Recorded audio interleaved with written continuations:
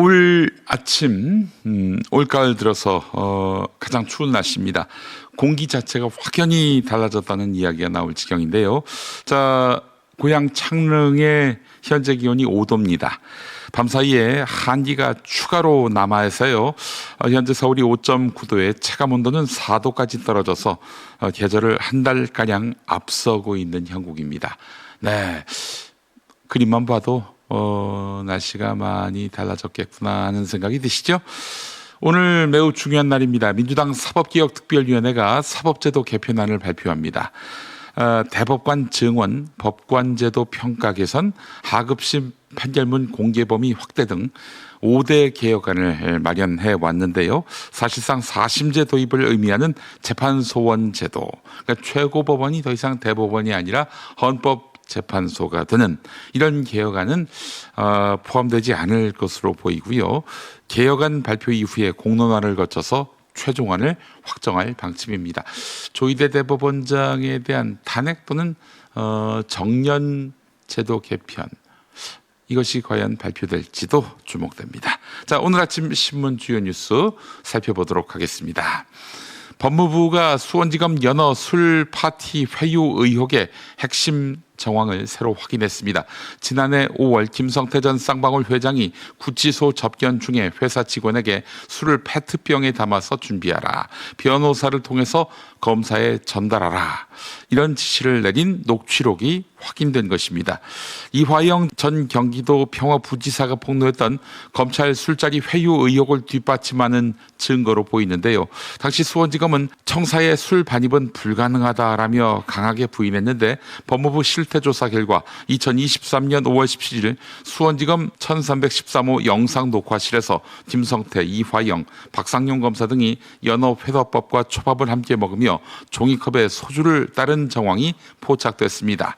법무부는 대검에 감찰을 지시했고, 현재 서울고검 정용환 부장이 이끄는 TF가 진상조사를 진행하고 있습니다. 반면에 박상용 검사는 이미 허위로 판명된 의혹이라며 여전히 부인하고 있는데, 그건 당신 주장이지.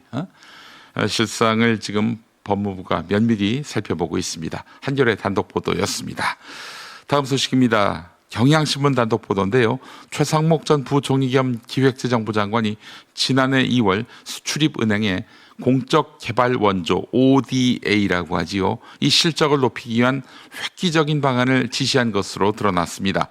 윤석열의 해외 순방 일정과 ODA 사업을 유기적으로 연계하라는 내용도 포함되어 있었습니다. 이후 정부는 캄보디아 ODA 사업을 현지 실사나 금융계약 절차 없이 서둘러 추진했고, 예산도 1,300억으로 대폭 확대됐습니다. 통일교와 히림, 건진법사 전성배 씨 등이 윤석열 부부에게 ODA 사업을 청탁했다는 특검 수사와 맞물리면서 주목받고 있습니다. 당시 회의에서 한국국제협력단은 국익 중심의 ODA 추진이 외교적 오해를 부를 수 있다라고 우려했지만, 기재부는 오히려 민관 협력 차관과 대형 사업 중심으로 전략을 바꿨습니다. 결국 윤석열은 그해 6월 한국 아프리카 정상회의에서 ODA 확대를 공식 발표했습니다. 차규근 조국혁신당 의원은 ODA를 외교 치정용으로 활용한 것은 부끄러운 일이라면서 비판했습니다. 다음 소식입니다. 동아일보 보도인데요. 도널드 트럼프 미국 대통령이 이달 말에 한국을 방문해서 김정은 북한 국무위원장과 회동할 가능성을 두고 미국 정부가 비공개 논의를 진행하고 있는 것으로 전해졌습니다. CNN은 트럼프 대통령의 아시아 순방 중 북미 정상회동이 성사될 가능성이 완전히 배제되진 않았다라고 보도했습니다. 트럼프 대통령이 오는 29일에서 30일 아시아 태평양 경제협력체 APEC 정상회의를 계기로 방한 일정을 조율 중이며, 이를 전후해서 판문점 방문이 검토되고 있습니다. 유엔군 사령부는 이 시기 공동경비구역 특별 견학을 중단하기로 했습니다. 정부는 북미 간의 의미 있는 소통은 아직 없다라며 신중한 입장을 유지하고 있지만, 2019년 판문점 회동처럼 깜짝 만남 가능성도 배제하지 않고 있습니다. 한편 미국은 트럼프 대통령 방한을 앞두고 케빈 김 국무부 부차관보를 주한 미국 대사 대리로 임명할 방침입니다. 그는 2019년 북미 회담 실무를 맡았던 인물인데요. 이번 인사가 북미 대화 재개를 위한 포석이라는 분석도 나오고 있습니다. 다음 소식입니다. 지난해 종합부동산세 상위 1% 납세자가 전체 세금의 40%를 부담한 것으로 나타났습니다. 부동산 자산 쏠림은 심화되고 있는데 이들이 낸 세금은 크게 줄어든 것입니다. 국세청 자료에 따르면 종부세 대상자는 45만 5천여 명, 총 세액은 1조 876억 원으로 전년보다도 늘었지만 전체 세수는 4년 전에 4분의 1 수준에 불과합니다. 부동산 침체와 세제 완화가 원인으로 꼽히고 있는데요. 상위 1%의 평균 종부세는 9,496만 원으로 4년 새 37%나 감소했습니다. 반면에 하위 10%는 3만 원 수준에 그쳐서 격차가 550배에 달합니다. 정부는 수도권 집값 안정을 위해서 종부세 등 보유세 인상을 검토하고 있습니다. 구윤철 부총리는 고가 주택 보유에 부담이 커지면서 매물이 늘어 시장의 유동성이 생길 것이라고 말했습니다. 여당 내부에서도 이 부담 원칙에 따른 보유세 강화론이 힘을 얻고 있는 가운데 일부는 세금으로 국민 부담을 키워서는 안 된다. 신중론을 제기하고 있습니다. 네, 집부자들에 대한 과세 부담이 전체 국민 부담일 수 있을까요? 이렇게 얘기하는 민주당 인사는 누군지 너무나 궁금해집니다. 마지막 소식입니다. 저축은행의 내부 통제가 심각하게 부실한 것으로 드러났습니다. 금융당국은 올해 8월 상상인 플러스 저축은행이 거래가 끝난 고객 4,900여 명의 신용정보를 제대로 관리하지 않은 사실을 적발해 과태료 1,500만 원을 부과했습니다. 또 안국저축은행은 임원급여를 각출해서 대주주에게 약 6억 원을 부당 지급한 사실이 밝혀져 기관 경고와 과태료 3,600만 원의 중징계를 받았습니다. 대주주에게 이 사직을 주고 실제 근무 없이 급여를 지급한 사례도 있었습니다.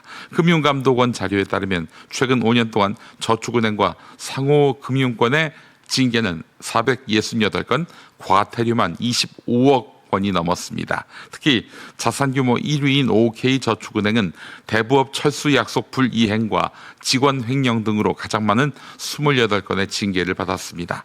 전문가들은 예금자 보호 한도 상향으로 저축은행 예금이 늘고 있는 만큼 내부 통제 강화와 실효성 있는 제재가 필요하다 이렇게 지적했습니다. 그러나 실제 징계의 80% 이상이 주의 수준에 그쳐서 솜방망이 처벌이라는 비판이 커지고 있습니다.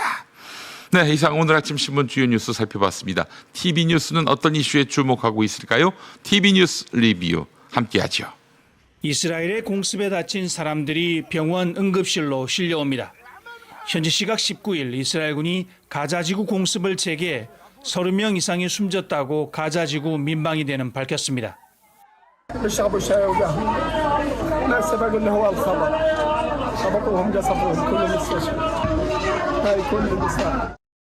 이에 앞서 이스라엘 총리실은 가자 남부 라파에서 하마스가 이스라엘군을 공격해 2명이 숨졌다고 발표했습니다.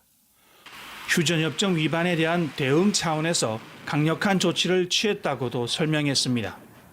이스라엘군은 하마스의 터널과 무기고 등 약 20곳을 공격했고 이후 휴전협정 이행을 다시 시작한다고 밝혔습니다. 무역 합의 세부 내용을 협상하기 위해 떠난 김용범 대통령실 정책실장과 구윤철 부총리, 여한구 통상교섭본부장이 귀국했습니다. 김 실장은 먼저 대부분 쟁점에서 한미 간 의견이 근접해가고 있다고 전했습니다. 대부분의 쟁점은 아까 말씀드린 대로 상당히 이제 의견 일치를 보았는데 여전히 조율이 필요한 남은 쟁점들이 한두 가지가 있습니다. 에이펙 정상회의를 계기로 한 협상 타결 가능성에 대해서도 긍정적인 전망을 내놨습니다. 이번 방미 전보다는 에이펙 계기의 타결될 가능성이 더 높아졌다. 이 정도로 볼 수 있고요. 대미 투자 3,500억 달러에 현금 투자, 대출, 보증 비율 등 지급 방식과 외환시장 충격 완화를 위한 통화 스와프 체결의 진전 여부에 대해서는 말을 아꼈습니다. G20 재무장관 회의 참석을 위해 미국을 방문한 구윤철 부총리가 현지에서 부동산 보유세 강화 가능성을 언급했습니다. 구 부총리는 기자간담회에서 우리나라는 보유세는 낮고 양도세는 높다 보니 매물 잠김 현상이 굉장히 크다고 지적했습니다. 양도세가 높아 집주인들이 팔면 손해라고 생각하다 보니 매물이 줄고 이로 인해 가격이 오른다는 진단입니다. 그러면서 고가의 집을 보유하는 부담이 크면 집을 팔 것이라며 미국처럼 재산세를 1% 매긴다면 50억 원 주택 보유자는 1년에 5천만 원씩 내야 한다고 말했습니다. 구윤철 부총리는 50억 원짜리 집 한 채보다 5억 원 집 세 채를 갖고 있을 때 보유세를 더 많이 낸다면 무엇이 형평성에 맞는지도 살펴봐야 한다며 이른바 똘똘한 한 채로 대표되는 고가주택을 갖고 있는 1주택자에 대한 보유세 강화 필요성도 내비쳤습니다. 캄보디아에서 전세기를 타고 송환된 64명은 전국 6개 지방청으로 분산돼 조사를 받았습니다.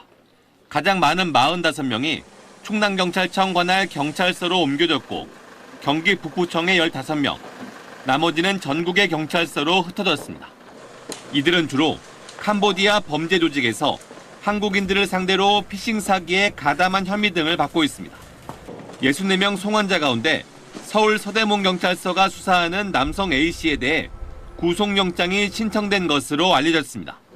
A씨는 캄보디아 사기 조직의 통장과 휴대전화 등을 제공한 것으로 전해졌습니다.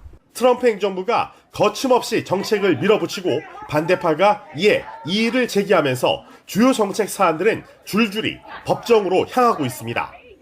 미국 언론들은 트럼프 대통령에 반대하는 것은 아주 위험하지만 트럼프 대통령과 함께 일하는 것 역시 위험하다고 지적했습니다.